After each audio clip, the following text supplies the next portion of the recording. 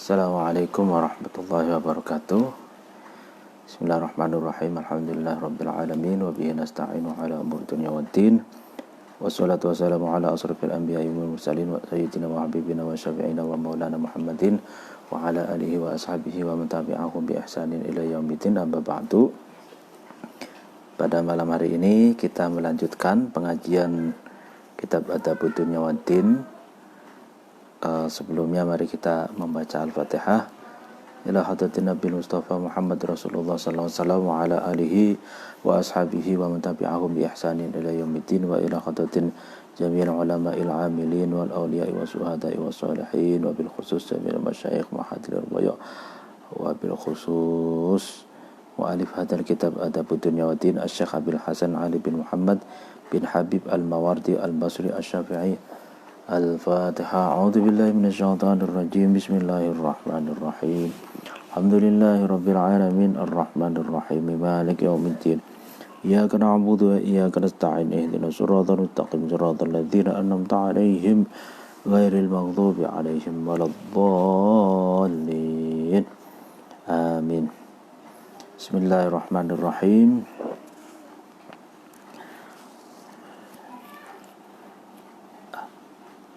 Pada pengajian yang lalu ada sebuah hadis ya, atau satu cerita para sahabat menceritakan kepada Rasulullah. Ya, kita bacakan sedikit secara singkat.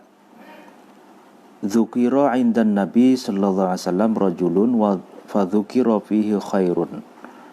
Diceritakan kepada Nabi, ya, para sahabat bercerita kepada Nabi ada seorang laki-laki yang baik, yang bagus gitu. Faqalu ya Rasulullah kharaja ma'ana hajan fa idza nazalna manzilan lam yazal yusalli hatta nurahil fa idza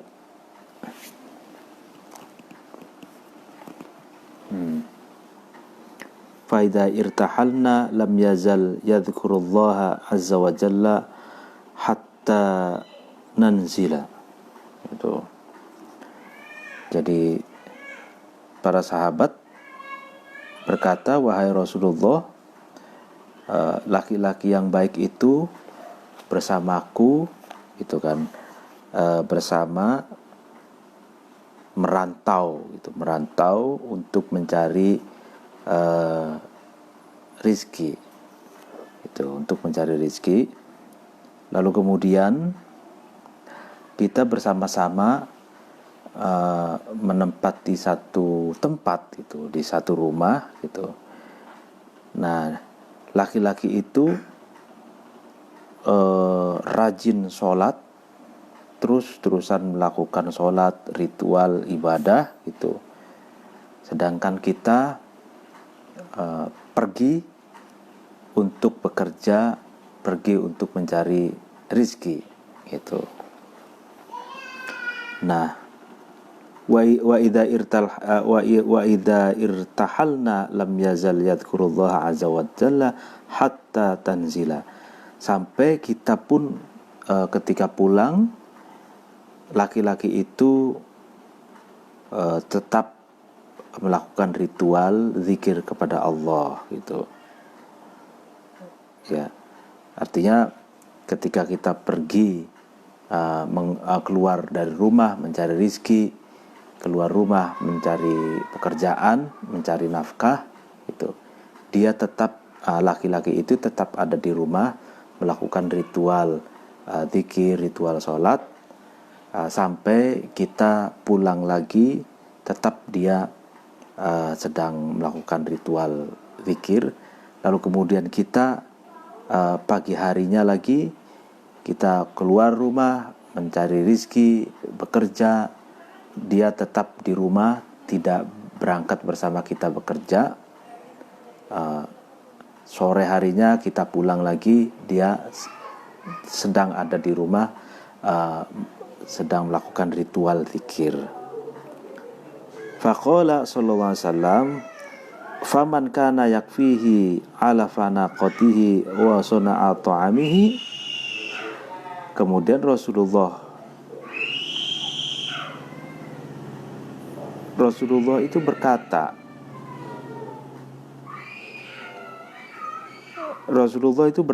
gitu. Lalu siapa, katanya, siapa yang mencukupi makanan dan masakan untuk makanan dia, gitu ya. Artinya siapa yang mencukupi dan memberi makanan kepada dia kalau dia tidak bekerja, kalau dia sehari-harinya ritual zikir di dalam rumah, gitu. Rasulullah bertanya seperti itu. Qalu kulluna ya Rasulullah, gitu. Ya Rasulullah, yang memasak, yang memberi makanan, yang mencukupi makanan kepadanya, ya kami kita ini semua, Rasulullah. Itu. Qala, nah Rasulullah berkata, kullukum khairum minhu, katanya, kamu sekalian itu lebih baik dari laki-laki itu. Gitu. Jadi Rasulullah justru membalik asumsi para sahabatnya, gitu. Para sahabat sebelumnya menganggap bahwa laki-laki yang tidak bekerja, yang hanya hidup di dalam rumah, zikir, ritual, gitu kan, tapi tanpa mau bekerja, dan kehidupannya itu dicukupkan atau dipenuhi oleh teman-temannya yang bekerja itu. Sebelumnya para sahabat Rasulullah menganggap orang seperti itu khairun fihi, baik, ya, memiliki kebaikan di dalamnya. Tapi ternyata setelah diceritakan ke Rasulullah sebaliknya, ya kan, justru kalian semuanya lah, wahai para sahabat, yang mencari nafkah, yang banting tulang, yang bekerja, yang mencari nafkah, yang justru kalian juga memenuhi kebutuhan makannya dia, itu justru kalian itulah yang lebih baik dari laki-laki tersebut. Itu kullukum khairum minhu. Sebab apa? Sebab yang namanya mencari nafkah, yang namanya bekerja untuk mencari nafkah, penghasilan, itu adalah kewajiban. Itu kewajiban apa? Kewajiban apa? Untuk menafkahi anak, istri, keluarga, untuk menafkahi diri kita sendiri. Itu karena apa?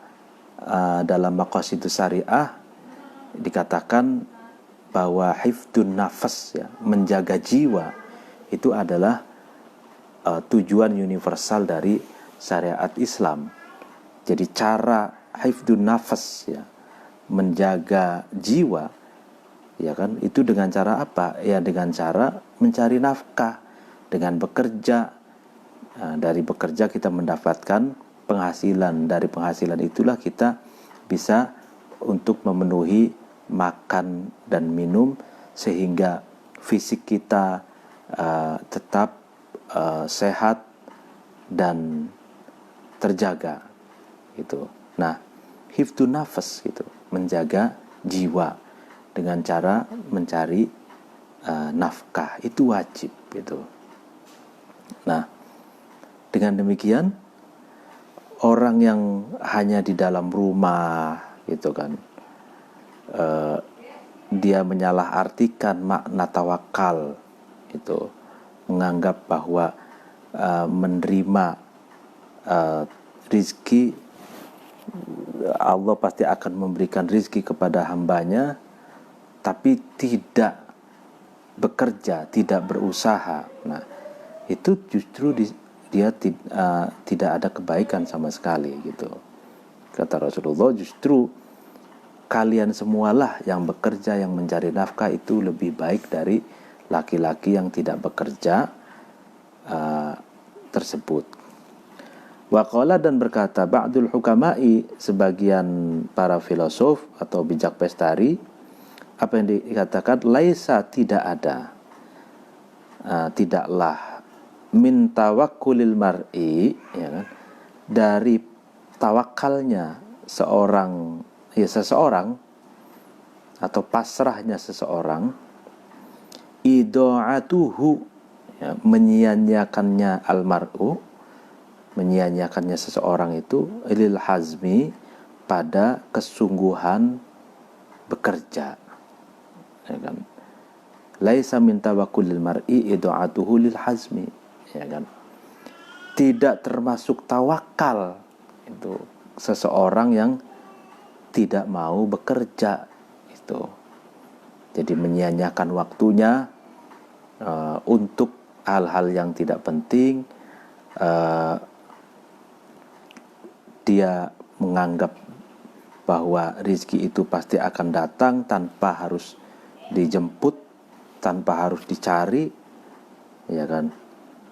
Nah, dan dia tidak mau bekerja, itu bukanlah tawakal gitu, ya kan. Laisa min tawakkulil mar'i idu'atuhu lil hazmi, itu bukan tawakal namanya gitu. Wala, dan tidak minal hazmi, ya kan, dari kesungguhan bekerja, ya, idu'atu nasibihi, ya kan, menyia-nyiakan bagiannya mar'u, bagiannya seseorang, minat tawakkuli, dari tawakal, ya kan. Dan tidak termasuk tawakal juga, ya kan, jika dia menyia-nyiakan bagian dia, ya kan, ketika bekerja sungguh-sungguh. Artinya gini, ketika dia sungguh-sungguh bekerja, itu kan, tetap kalau setelah selesai bekerja, ya kan, maka dia harus menyerahkan keputusan hasil dari apa yang dia kerjakan itu kepada Allah gitu. Jadi tawakal itu, ya kan, memang posisinya setelah al-hazm, setelah sungguh-sungguh dalam bekerja. Nah, itu titik ya. Wa in kana, dan ketika ada taksiruhu, ya kan, apa, taksir, sembrononya ya, atau sembrono itu apa, membatasi dirinya insan itu dalam mencari rizki, ya kan, li zuhdi, itu karena zuhud, wa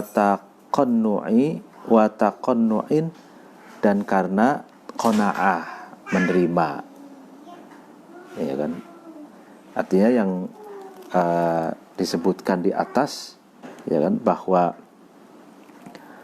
ada beberapa penyebab seseorang itu tidak bisa mengembangkan penghasilannya, tidak bisa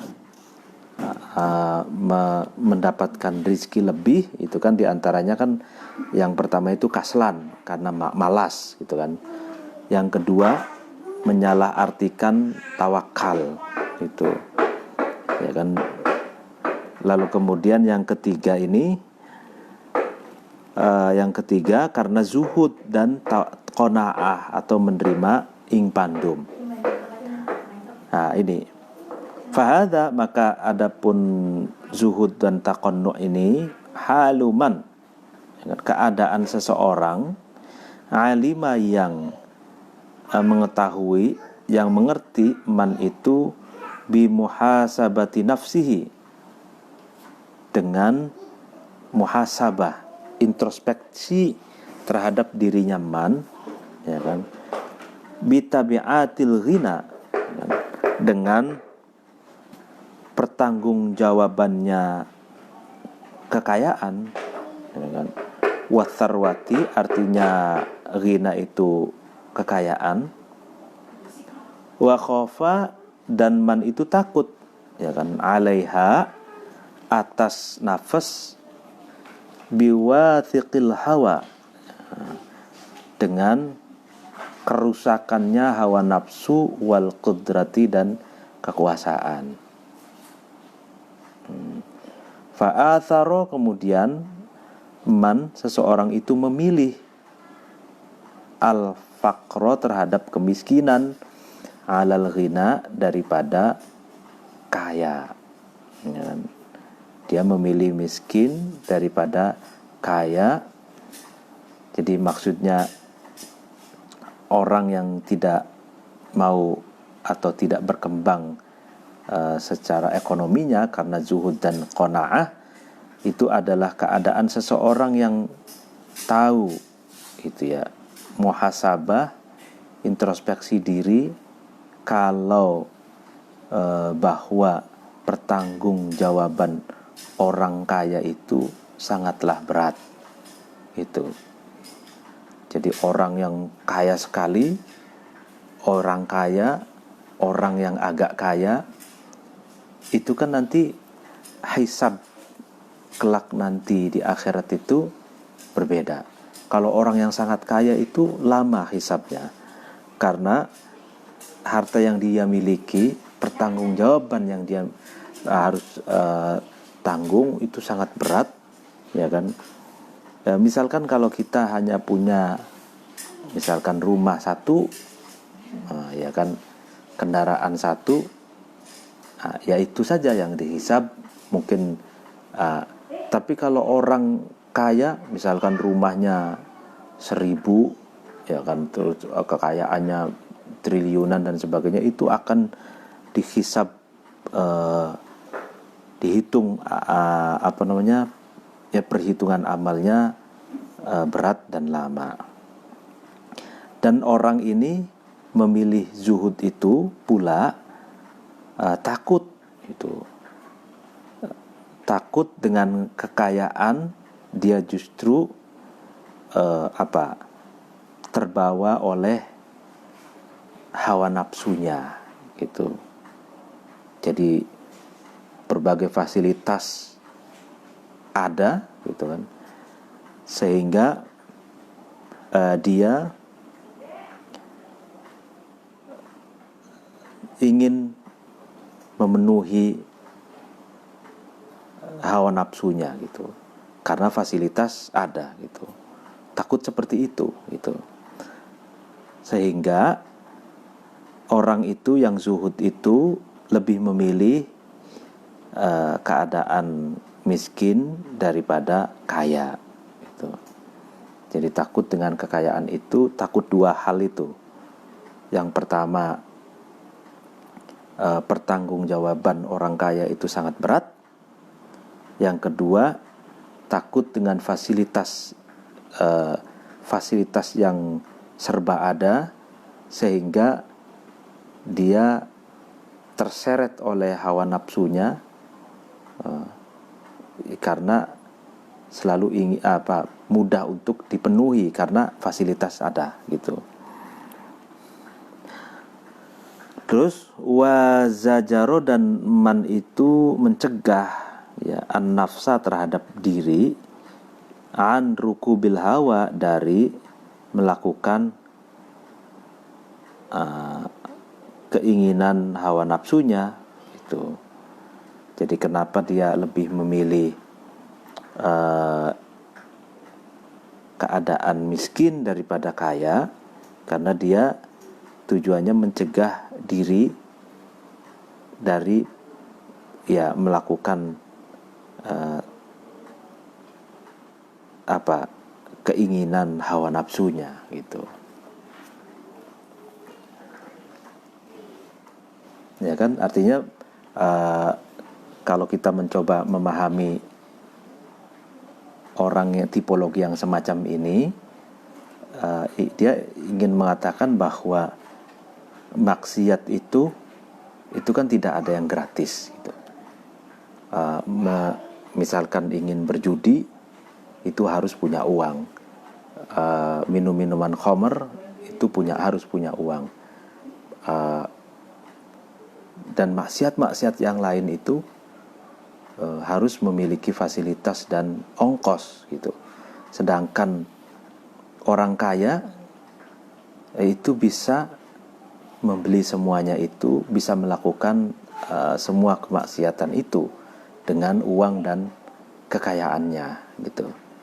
Nah, dia ingin menghindari godaan seperti itu. Artinya dia takut kalau dia kaya, dia justru tergoda gitu. Tergoda untuk melakukan kemaksiatan, yang kemaksiatan itu tidak gratis, harus menggunakan harta, dan dia punya harta untuk membeli dan melakukan kemaksiatan itu. Nah, yang dia ingin hindari itu seperti itu. Ya, artinya mafhum mukhalafahnya bahwa kalau orang kaya, ya kan, orang kaya tapi dia tidak bermaksiat, hartanya itu tidak digunakan atau tidak ditransaksikan pada hal-hal yang maksiat, maka justru jauh lebih baik gitu. Hartanya misalkan tasarufkan, didermakan kepada anak yatim, fakir miskin, ya kan, lalu bikin kegiatan-kegiatan keagamaan, kegiatan-kegiatan sosial, lalu kemudian membangun peradaban, misalkan membangun pesantren, membangun sekolahan, membangun berbagai fasilitas untuk kemajuan umat manusia, itu kan justru jauh lebih baik gitu. Faqad rawa, kemudian sungguh meriwayatkan Abu Darda qala, berkata Abu Darda, qala, berkata Rasulullah sallallahu alaihi, apa yang dikatakan Rasulullah, ma min yaumin tala'at fihi syamsuhu, ma min yaumin, tidak ada hari, tala'at, yang keluar, ya kan, yang terbit, fihi, di dalam yaum itu, di dalam hari itu, syamsuhu, mataharinya yaum, illa wa ala janibataiha, kecuali atas dua arahnya syams, matahari, malakani, dua malaikat, yunadiyani, yang memanggil-manggil, yang keduanya memanggil. Jadi tidak ada hari yang di hari itu matahari terbit, kecuali di kedua sisi matahari itu ada malaikat, ya, dua malaikat yang memanggil-manggil. Yasma'uhuma, yang mendengarkan terhadap malakani yunadiyani tadi, khalqullahi, makhluk-makhluknya Allah, kulluhum, seluruh atau semua khalqullah. Ya, jadi ketika matahari terbit gitu kan, nah di sisi kanan dan sisi kiri matahari itu ada malaikat gitu, yang memanggil-manggil. Seluruh makhluk Allah yang ada di semesta ini mendengarkan panggilan kedua malaikat itu. Illa tsaqalaini, kecuali jin dan manusia. Ini. Jadi seluruh makhluk Allah, binatang, baik binatang yang hidup maupun binatang yang ya binatang, ya tumbuh-tumbuhan, itu mendengarkan suara malaikat itu, kecuali jin dan manusia. Justru jin dan manusia itu tidak mendengarkannya. Nah, apa yang yunadiyani itu? Apa yang dipanggil? Berupa apa panggilan kedua malaikat itu?